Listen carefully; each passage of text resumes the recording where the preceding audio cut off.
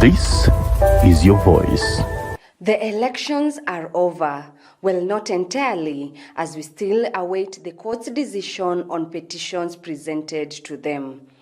But what was the performance this time round in terms of representation? Community Advocacy and Awareness Trust organized a forum to discuss gender and persons with disability representation in the just concluded general elections. Although there has been significant improvement, Daisy Amdani, the executive director of Crown Trust, insists that Kenya has a long way to go.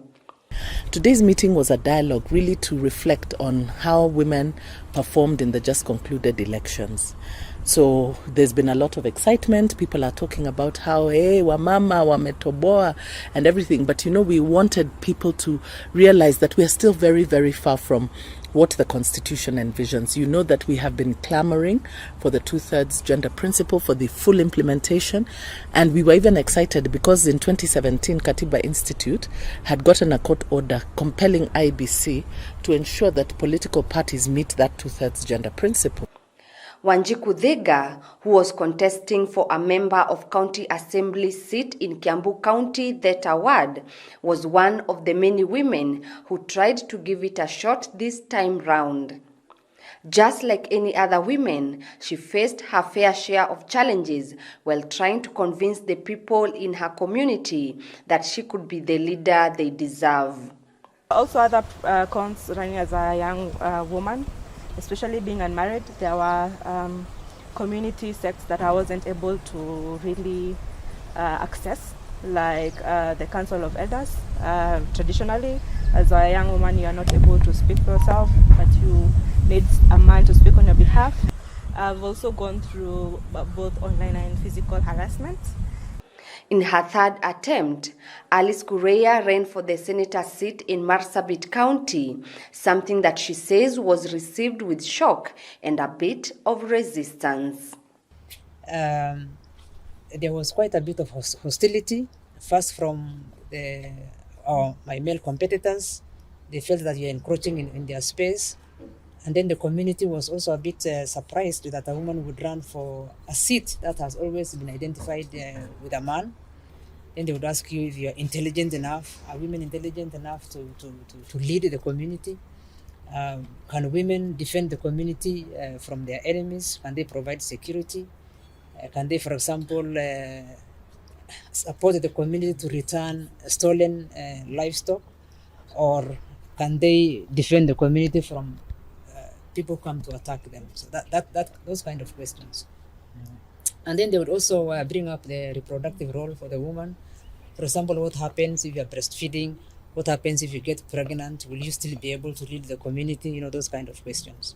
Kenya being a multi-party democracy means that political parties have an integral part to play to ensure fairness in representation, but this is something Daisy says they have failed to implement. Biggest problems we have with political parties is they're still personal entities.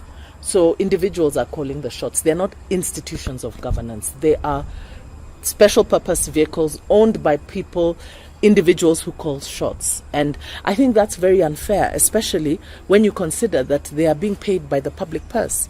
So there has to be predictability and there has to be accountability from our political leaders. And because we've seen that some of the decisions that are made disadvantage women. Like now, if you can't even get nomination rules, you don't even know what rules you're playing by. People just decide, in a boardroom somewhere and then subject people. There are no delegates to confirm these things. So we really want to move political parties away from personalization and even to remove political players from being key decision makers in political parties as envisioned in the constitutions. Political parties are very important institutions in nurturing and promoting leadership, especially both for women and youth.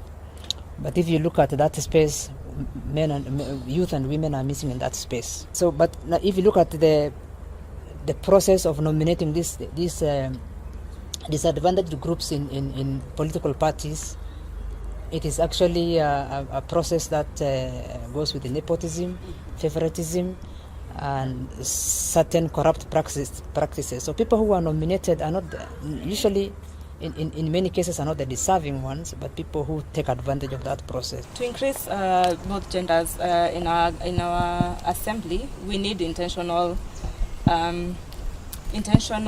endorsement of women in political parties. You see, at the political parties is where most women are rigged out, and not just women, but women who are capable of offering sober leadership in our country.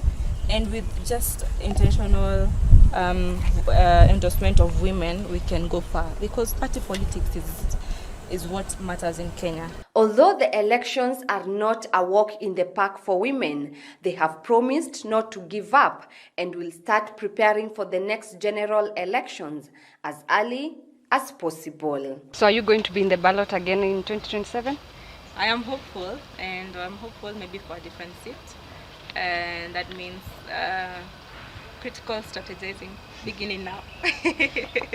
My name is Kawera Rose Nyaga.